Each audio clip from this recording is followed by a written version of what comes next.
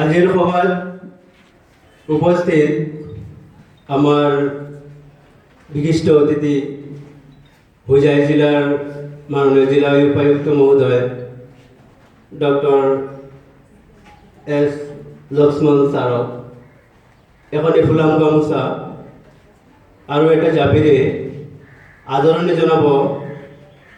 আমাৰ দবাক আলোচনীৰ সহ সম্পাদিকা পল্লৱী মহন্ত।